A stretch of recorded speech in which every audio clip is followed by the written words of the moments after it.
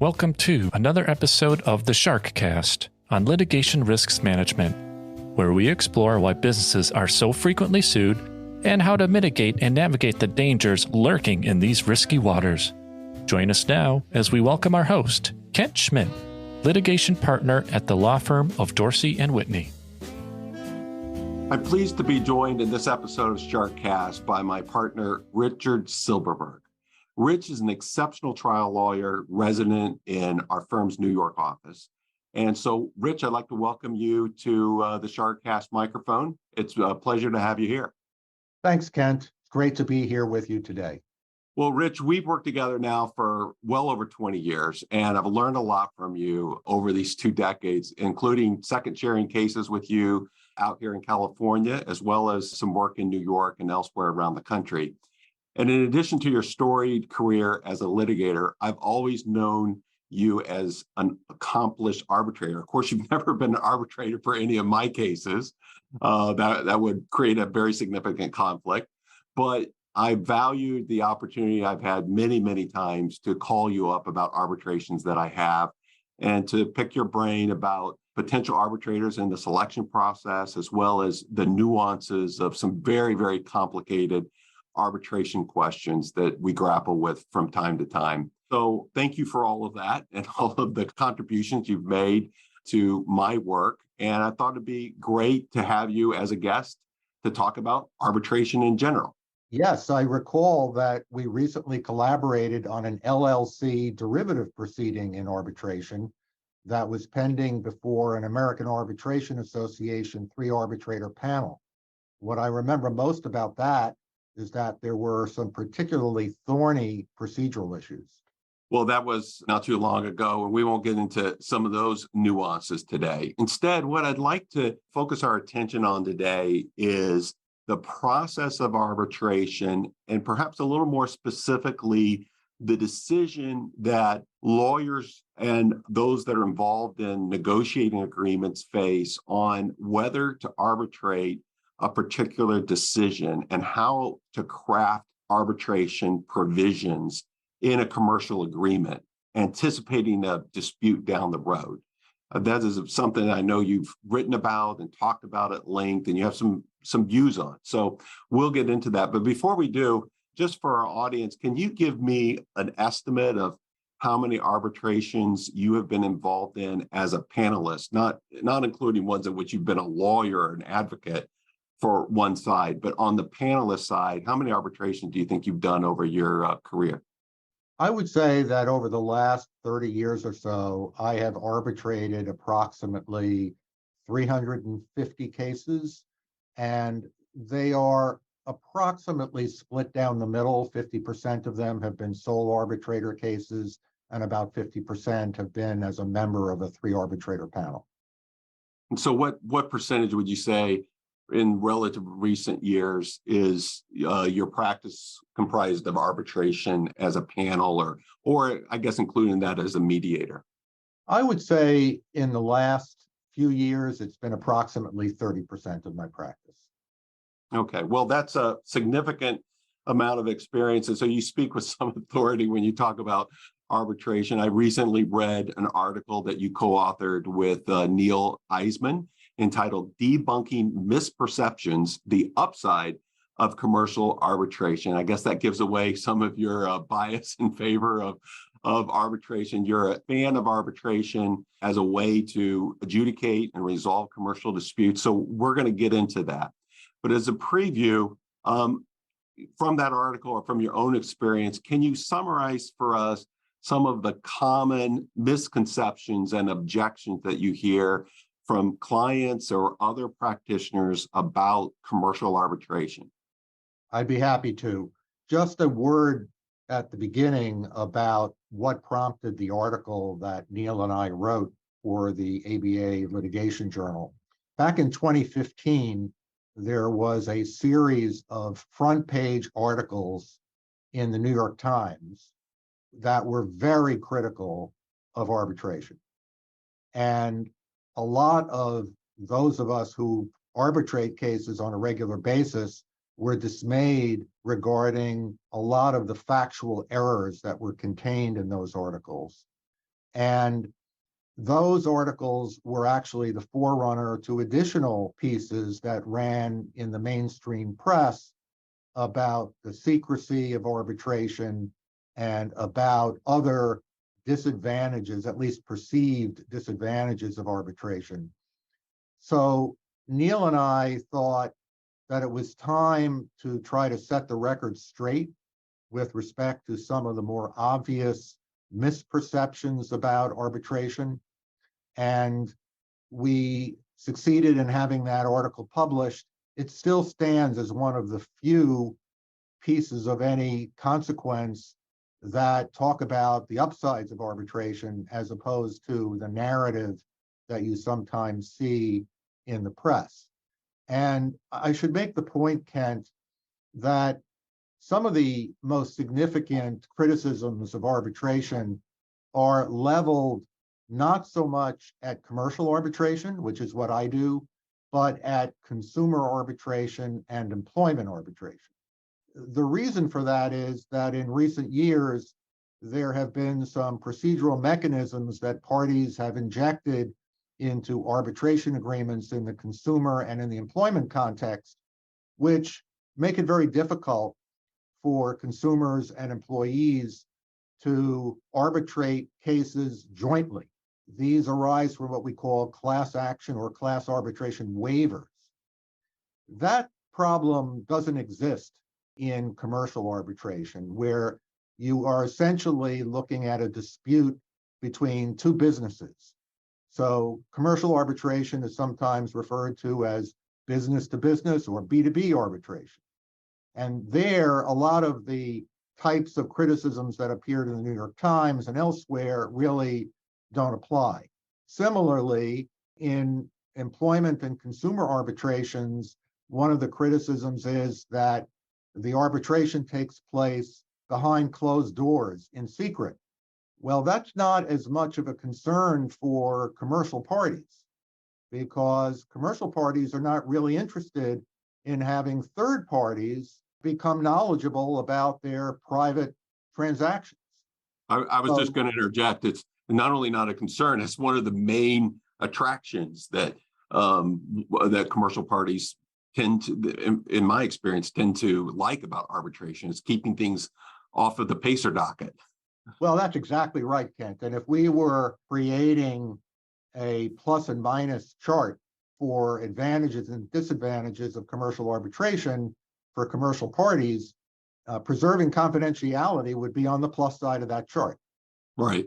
Well, I've had also the experience of assuming that you're going to be able to get things filed under seal, even in state court, and that courts are going to sign off on that. But in recent years, I've experienced courts being very stingy with their sealing orders and essentially saying that, look, the public has a right to know you're using taxpayer dollars to litigate a claim in either state or federal court.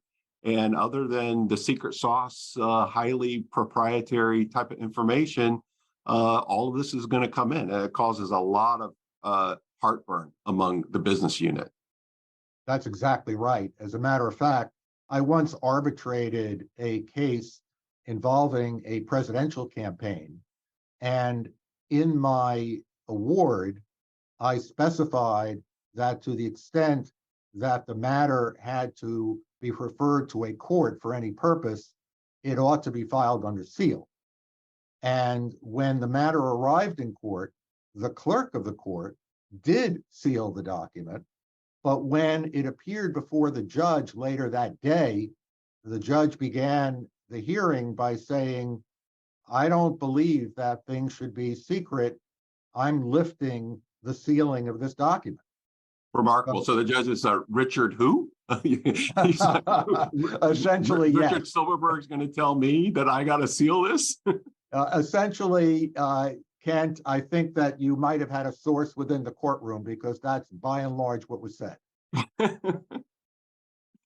Yeah, well, judges don't like to be told what to do by lawyers or outside arbitrators, I guess, is the takeaway there. Exactly. Well, we do not wear the robes. That's right. Well, you've summarized some of the objections to arbitration in this article, and I commend it to our listeners to take a look at.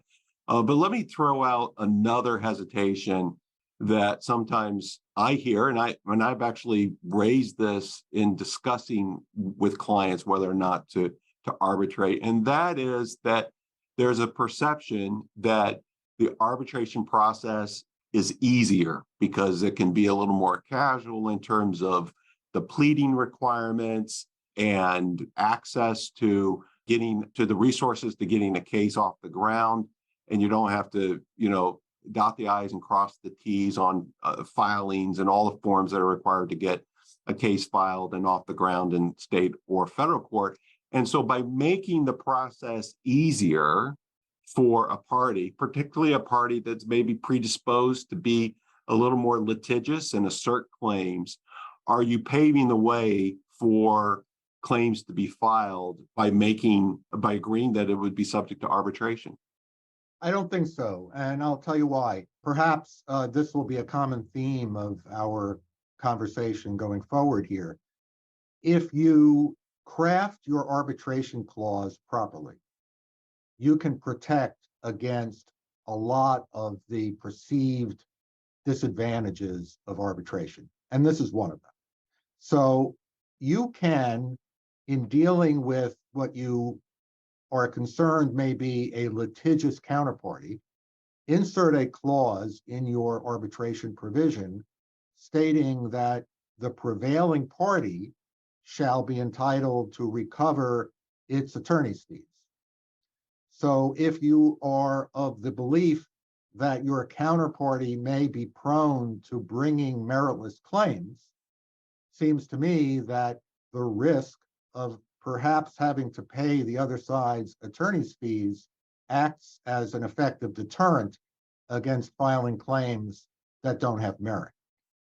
Are there other provisions that can be inserted into an arbitration clause to address the particularly litigious counterparty if you are going to agree with arbitration? Yes. Let's say you are concerned about a counterparty that is going to act during the arbitration in a way that's going to expand your legal costs. So you can deal with that by being specific in terms of what discovery is allowed and what discovery will not be allowed. For example, you could state in your arbitration clause that discovery shall be limited to document production. You could say in your arbitration clause that there shall be no depositions. And make no mistake about it, arbitrators are bound by that. If the arbitrator thinks that, well, I think depositions might have been helpful in this case, if the parties have stipulated in their arbitration agreement that there shall be no depositions, the arbitrator doesn't have any discretion to vary from that agreement. The arbitrator's authority stems solely from the arbitration agreement itself. So those are some of the things that you could do to deal with a particularly litigious party. Another thing you could do is put a time limit on the duration of the arbitration. You could say that the period between the filing of the case and the final hearing shall be no more than X months, for example. Mm-hmm. So there are a number of things that you could do to try to protect against what a particularly litigious counterparty might do to expand your costs. Those are helpful. One of the other topics that you addressed in the article has to do with cost of arbitration. Is it really more cost effective?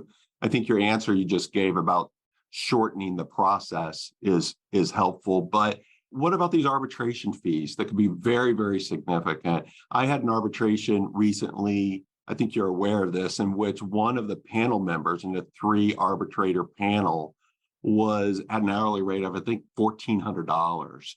Thankfully, it wasn't the arbitrator that we chose in the 3-arbitrator panel, so we weren't on the hook for that. But accomplished, well-respected arbitrators can have a very significant hourly rate.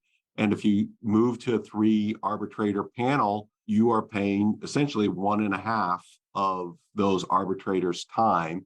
And AAA, I think, has recently instituted a policy where at least the default requirement is that you estimate how long the arbitration hearing is going to be. It might be 9 months or a year from now, and the parties post their amount with AAA, and it can be a very, very significant amount. You can end up having to post an amount of, 6 figures or more, depending on the arbitration cost. So how can those costs be addressed in order to respond to that concern? Several ways. Number one, you mentioned in your example, Kent, that if you're paying the compensation of 3 arbitrators and you have to pay it in advance, it could create a cash flow crunch for the client, for the party. And what I would suggest is that parties revisit the notion that they actually need 3 arbitrators. There have been some studies done that have shown that the cost of having 3 arbitrators is not 3 times the cost of 1 arbitrator. It's 5 times the cost of 1 arbitrator. Because it's not just the time that those arbitrators are devoting to shared activities like appearing at a hearing, speaking on the phone about a discovery issue, or what have you. It's also the time that it takes to arrange conferences, differentials in the amount of time that is spent by arbitrators in preparing. Some arbitrators prepare more fulsomely than others. So I would argue that 1 good arbitrator is just as good, if not better, than a panel of 3 arbitrators. So that's one way to cut your costs. A second way to cut your costs is to indicate in your arbitration agreement that you want certain limitations placed upon the arbitral process. It may be that there are certain issues that you don't want arbitrated, that should be outside the scope of the clause. It may be that you, as we discussed before, limit the amount of discovery. It won't surprise you, I'm sure, to learn that arbitrators' biggest contribution of time during the course of the proceeding is sometimes dealing with discovery disputes, just like magistrate judges. And to the extent that you can cut back on that, it's going to result in lower costs. The other thing I would say, though, is that with regard to deposits, you can often work out a staggered payment plan with the arbitral provider, whether it's the AAA or otherwise, to have those payments track the stages of the case. So it's not necessarily true that the payment for the hearing needs to be made at the beginning of the case. So I would encourage parties to pursue those discussions as well. One of the points that you just mentioned that really resonates with me as a litigator is a more streamlined process for resolving discovery disputes. Here in California, the state court motion to compel requirements are so onerous. I think they're intentionally so to discourage those motions. You have all of these separate statements required and declarations and so forth, when the process that's typical of the arbitration equivalent of a motion compel is a letter brief that gets right to the point without all of the bells and whistles that the state court rules require. And, magistrate judges that hear matters in federal court can be just as efficient sometimes if they are creative, but not all of them are. But that's something I see a lot, that the letter brief is so much easier for all parties and therefore reduces the litigators' billable time on those cases. Agreed. And my personal practice is that when I issue a comprehensive case management plan at the beginning of the case, I say with respect to discovery that you should meet, confer in good faith, and only then seek my intervention. But if you need to do that, you should send me a letter in which each side presents its side of the issue. Now, I will tell you that there are cases when I don't even require that. There are cases that are very complicated, involve huge amounts of money, and that these letters, if I were to permit them, would go on for 25, 30 pages. So what I do is in those situations, I ask the parties to send me an email in which they, with a broad brush, tell me what the issues are. And then we get on the phone or the video. And we may talk for an hour and a half or 2 hours. But at the end of that 2-hour investment, every issue has been resolved. Sometimes through compromise, sometimes by ruling. But you cannot compare the cost of a 2-hour Zoom session with the kind of multi-layered submissions that are required in court on a standard motion to compel. Very good. And I've experienced that firsthand as well with a very good and creative arbitrator. Well, and by the way, I want to interject here that I don't want our listeners to think that because I'm the one raising all of these issues and objections to arbitration, that I am predisposed against arbitration. I'm a believer in efficient and well thought out arbitration processes. But I do like playing devil's advocate with you, Rich. And so let me come at you with one more objection. And so you and I practiced together a long time, and your practice, like mine, is more often on the defense side than the plaintiff side, just by the nature of our work and our firm. And I know that, like me, when you get a new case in the door, one of the first things you think about on the defense side is, can I take a run at a motion to dismiss? And if not a motion to dismiss, can I take a run at a defensive motion for summary judgment? That's a big part of our practice, is dispose of claims early at the pleading stage.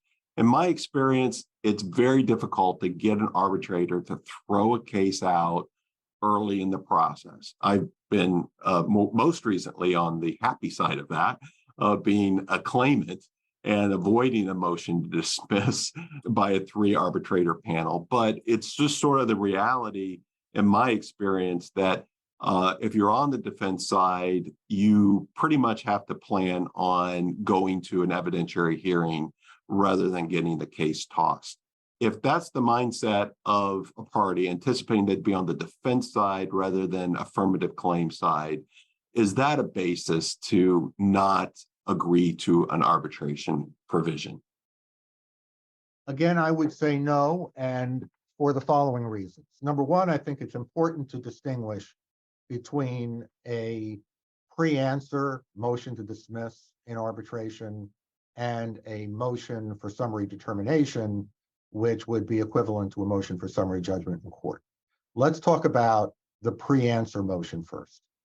I would agree that most arbitrators are reluctant to grant a pre-answer motion to dismiss because those types of motions attack pleadings. And there are no required pleading elements in arbitration.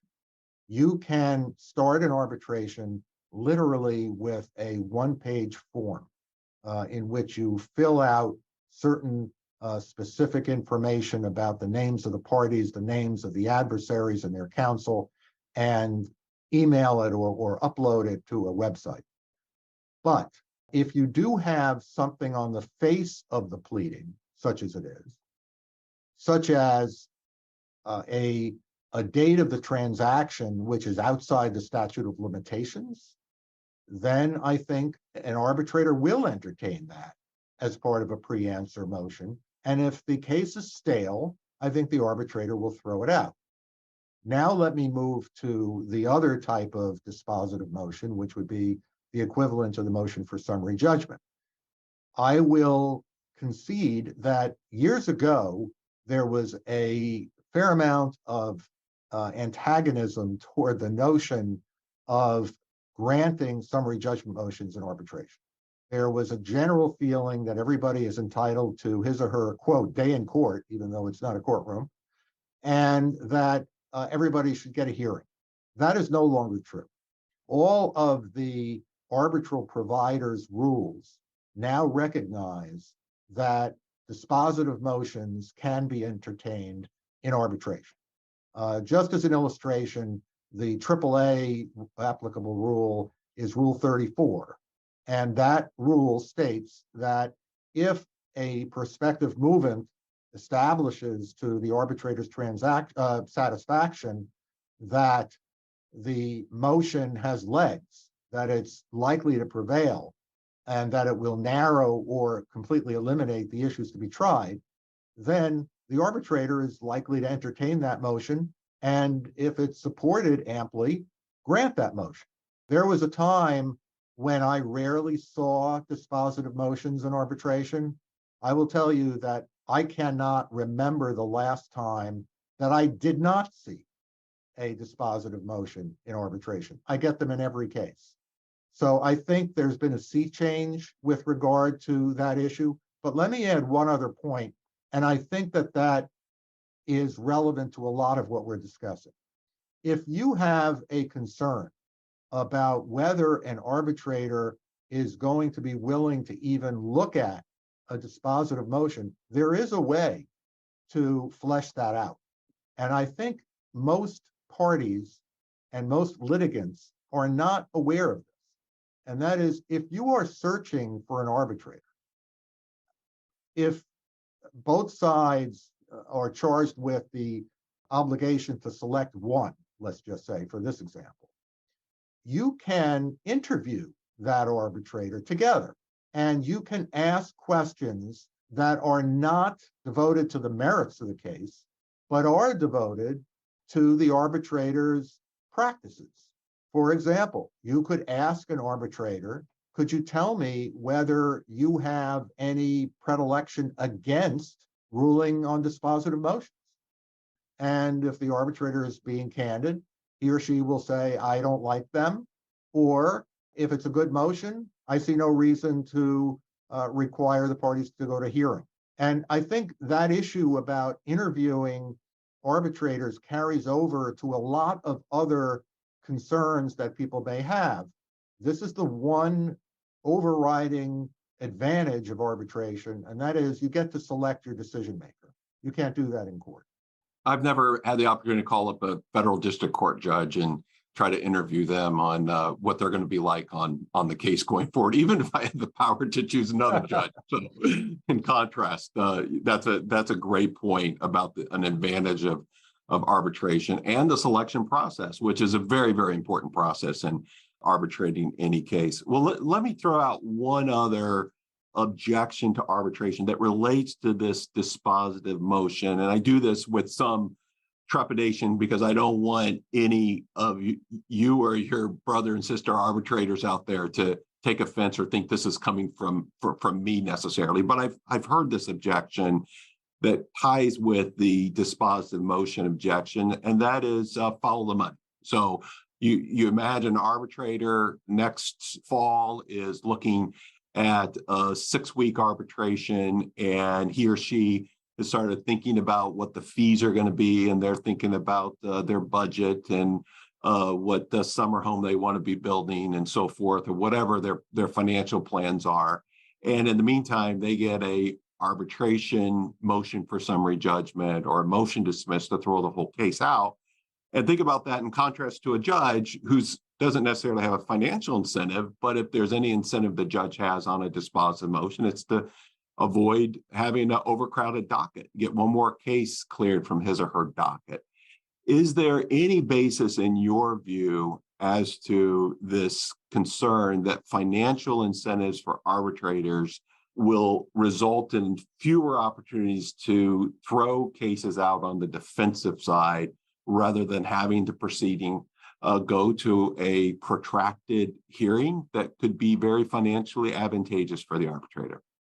So let me make 2 points in responding to that question, which I think is a fair one.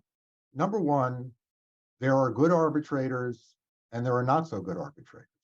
And it's certainly possible that an arbitrator might approach a dispositive motion that way and feel that the motion will short circuit the case in a way that will result in less fees. I think that to the extent that that exists, it's in a very, very small percentage of cases. And I think the more important point to be made here is that the arbitration community is a very small one. And those of us who serve as arbitrators are often asked about whether we have recommendations for arbitrators to serve in cases that we are unavailable for. Litigants who have experience before certain arbitrators are certainly consulted by their partners and associates about experiences that they've had with particular arbitrators.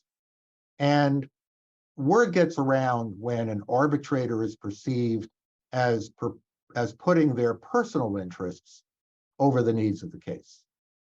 And those arbitrators tend not to get reappointed. They tend to go way down the list when arbitrators are selected. So I think it's a natural selection process. And to the extent that it has occurred, I think it's shameful, but it doesn't happen very often. I think that's a good answer. Obviously, we can't speak to every single arbitrator out there, but if you go through the process carefully in the selection process of arbitrators, you can avoid those types of issues. And that's a very important process.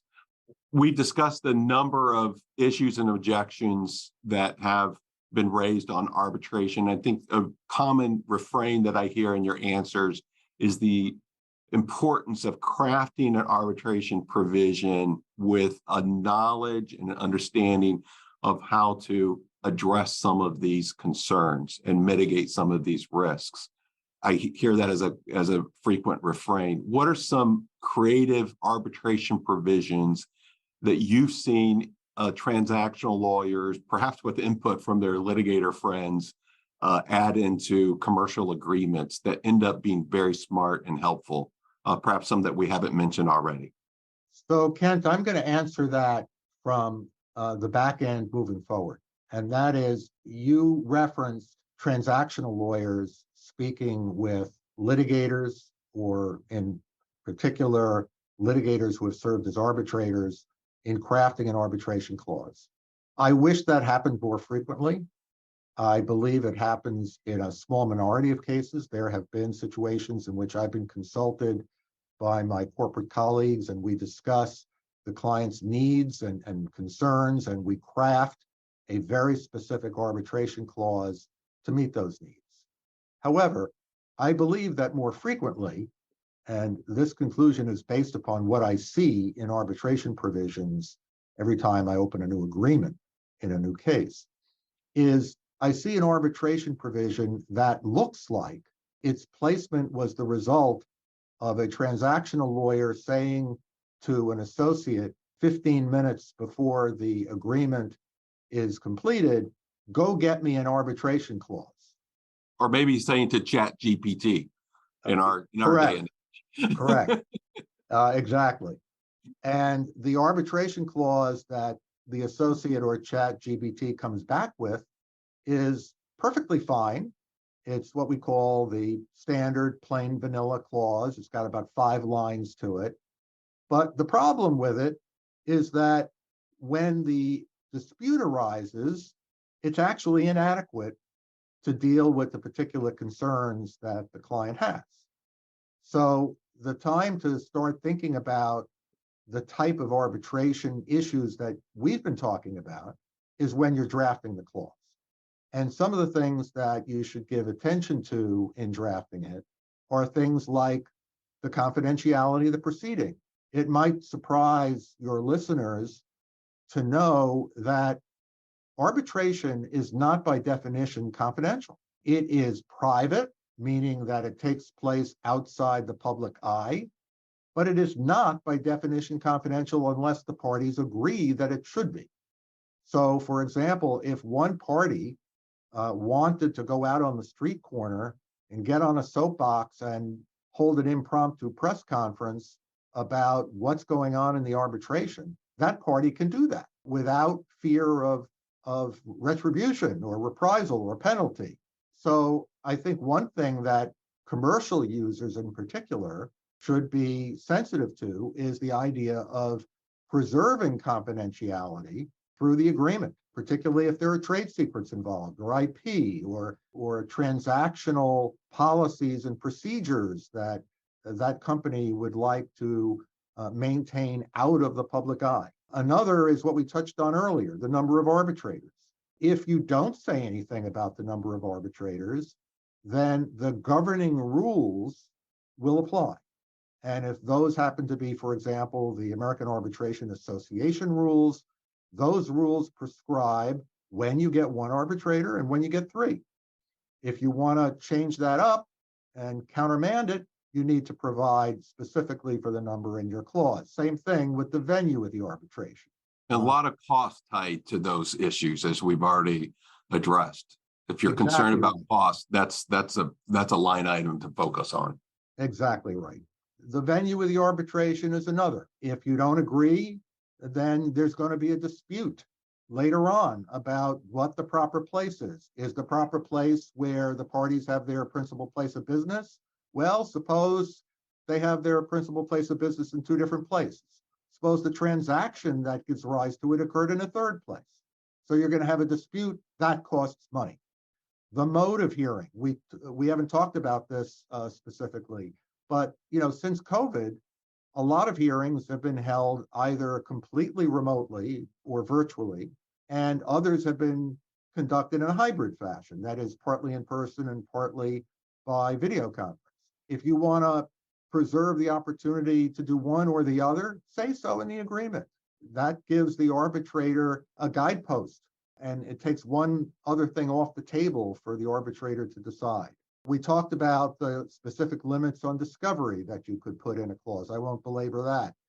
Same thing with the exclusions of certain issues that you might want to carve out for a court determination or prevailing party attorney's fees provision.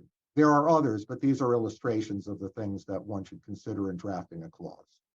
Well, and you also think about the dynamics of a relationship. And usually when parties are getting ready to do a deal together, the seas are calm, the champagne is clinking. Hey, we're about ready to sign this very significant commercial deal. And that's the time to start thinking about these things rather than when the parties are adverse to one another and getting ready to head into arbitration. And then in that instance, the posture is, well, if you want this, then I definitely don't want that. And the acrimonious nature of the core underlying dispute then spills over into everything from venue to mode of hearing, and it becomes difficult to reach an agreement. Is that your experience as well? That's precisely right.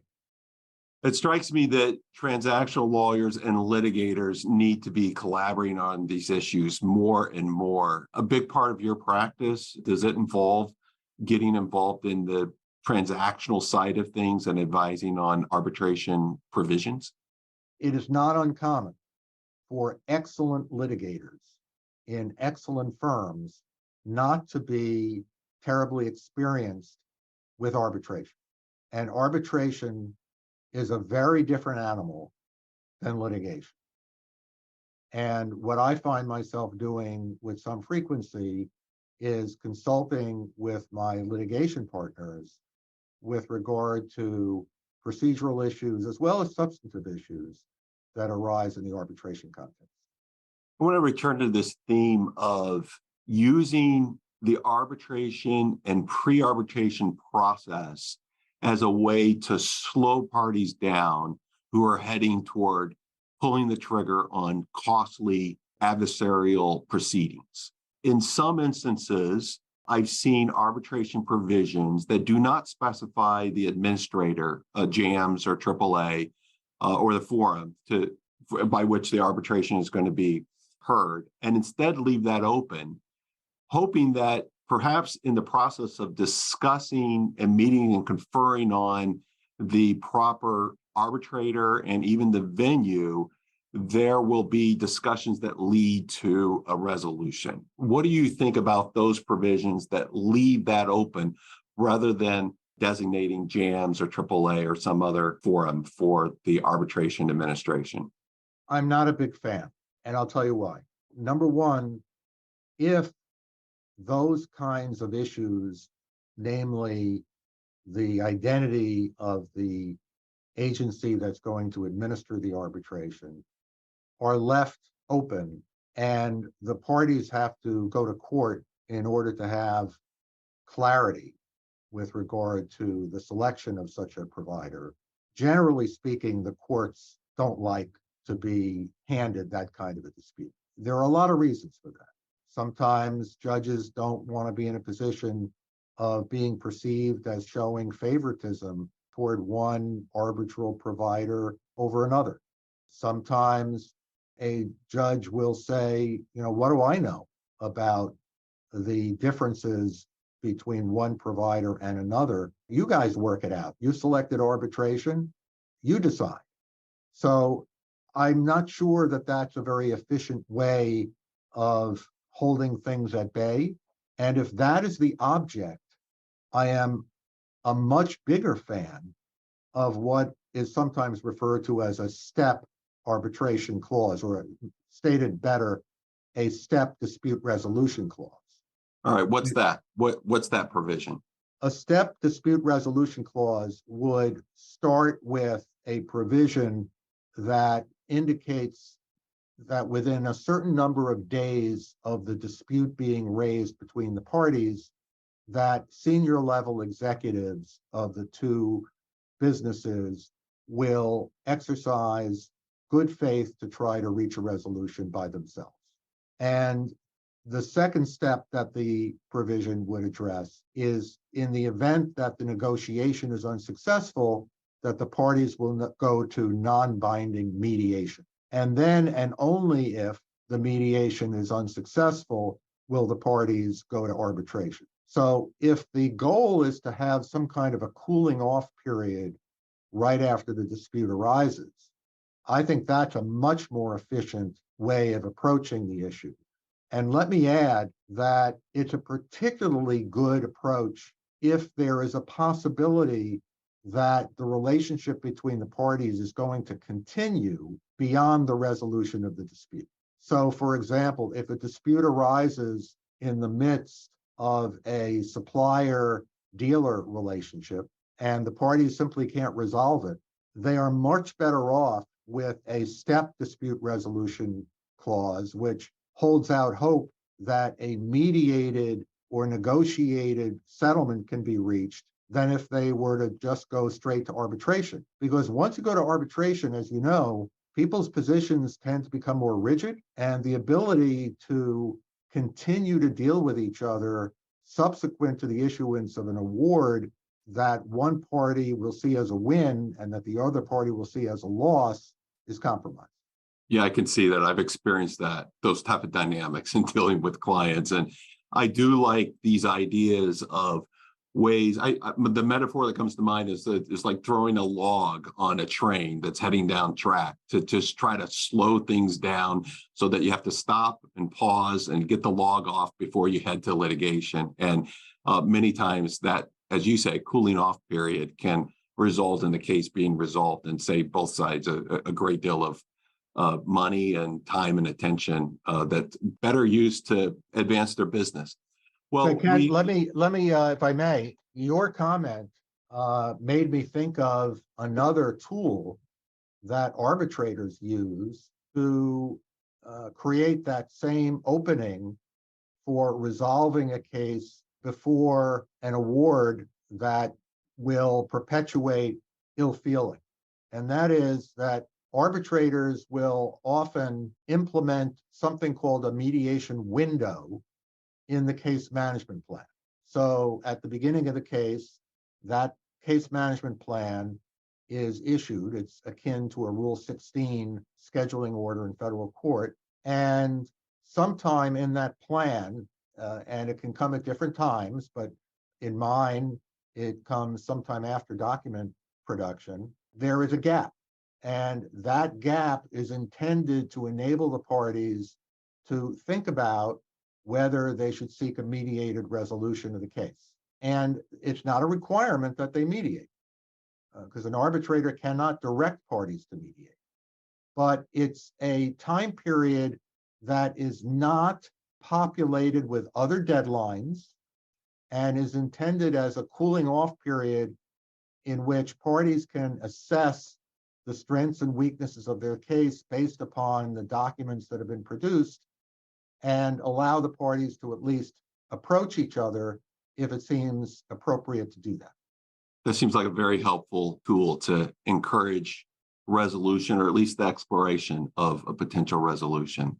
That's about all the time we have to talk shop, Rich, but we're now to the point in the episode that we like to call the deeper dive. And in the time that remains, we'd like to learn a little bit more about you as a person.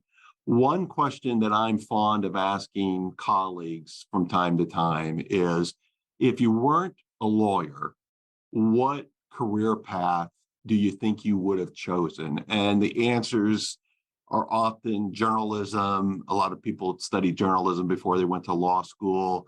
A number of people that thought about perhaps pursuing an MBA or becoming a CPA, those other type of professions that I would say are adjacent to the legal profession.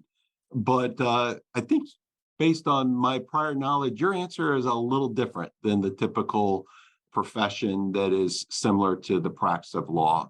So Rich Silverberg, if you weren't a lawyer today, what profession do you think you would have chosen? Well, I can tell you that I did have that discussion with myself a very long time ago, prior to the time that I applied to law school.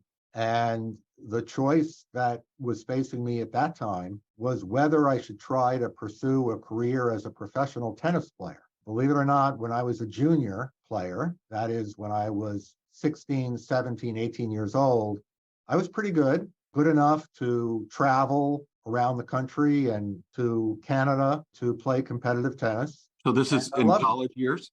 I did. I played in college, and I also taught at private tennis academies during the summers between my college years. And that was all a product of the fact that when I was growing up as a kid, I found myself on the tennis court, 7 or 8 hours a day. So where'd you grow up? I know you're in New York now. Did you grow up in Manhattan? I grew up on Long Island, and my parents were a member of a tennis club, and basically I was there from 8 in the morning till 8 at night every day during the summer. And you can't help but develop some skills if you put in that much time. So bear in mind, this was at a time when the US Open was played on grass, and tennis rackets were made of wood. But be that as it may, I did consider pursuing that, and I'm glad in the end that I did not, because the names that you see in televised tennis matches, and even one level below that visibility, if you follow tennis, they are less than 1% of the players that are trying to make ends meet as tennis players. The overwhelming preponderance of tennis players who are devoting their lives to that as a profession are those that are living week to week, tournament to tournament, trying to cover their expenses to travel from one place to another. So that's a grind. Like anything else, it's a grind. But I did face that decision at one point. And has tennis been a part of your recreational life since then? Do you still play, or have you played, over your career as a lawyer? Hardly at all, interestingly enough. I've taken up golf in more recent years because a client, actually the CEO of a major client, once told me in response to my telling him that I was a tennis player, he frowned at me and he said, "Tennis is not good for developing business because you are competing with the person on the other side. And if that person is a prospective client, you can't win." So he steered me in the direction of golf, which he said is very collaborative. Well, I hate to disagree with a very senior client or senior person in management at a client, but golf has not been good for my client development career. And it's for one reason. I'm constantly, whenever I used to take clients golfing a fair amount, and whenever I'm on the golf course with a client, I have this recurring thought in my mind. I hope that the client doesn't think that my golf game is some sort of proxy or indication of how effective I am as a litigator and as a lawyer and a trusted advisor, because if that's the case, then I will have one less client by the time I finish this round of golf. So, I think there's a natural tendency to think this is a winner or this is a loser. And so when I'm with clients golfing, I have that pressure I put upon myself. It's not the client, it's me. But apparently your golf game, or perhaps your thought process doesn't inhibit you from enjoying golf with clients. Well, I have to say I share the same concern that you have, Ken. And I do feel pressure every time I get on a golf course with a client to at least make a credible showing. And I'm sure you do. Well, our time is up for today, but turning back to the question of arbitration, to arbitrate or not to arbitrate, that is the question. What is the one takeaway, Rich, that you'd like to leave with our listeners today on the topic of arbitration? I believe that arbitration is a viable alternative to litigation and should be considered by parties when they are deciding upon an appropriate dispute resolution process for an individual situation. There are a lot of common misperceptions about commercial arbitration. I believe that some of them are simply non-meritorious, but some have some validity. And those can be addressed by the disputants in a well-crafted arbitration clause rather than simply selecting a plain vanilla clause off the shelf that may not be suitable for the particular context of the dispute.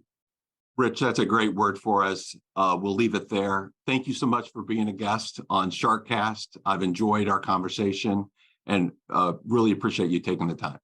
It's been great to be with you, Ken. Thanks very much. That's all the time we have for today. Thank you for listening. I'm indebted to the extraordinary team at Dorsey for making this podcast and episode possible. For many more resources on this and other litigation-related topics, please go to the website litigationrisks.com, where more information can be found, including a book on managing litigation risk written by yours truly. Until next time, my friends, this is yet another reminder that there are a lot of sharks swimming out there in the murky waters, so swim safely. This podcast is not legal advice and does not establish an attorney-client relationship or create any duty of Dorsey Whitney LLP or those appearing in this podcast to anyone. Although we try to assure that the content of this podcast is accurate, comprehensive, and reflects current legal developments, we do not warrant or guarantee those things. The opinions expressed in this podcast are the opinions of those appearing in the podcast only, and not those of Dorsey & Whitney. This podcast is considered attorney advertising under the applicable rules of certain states.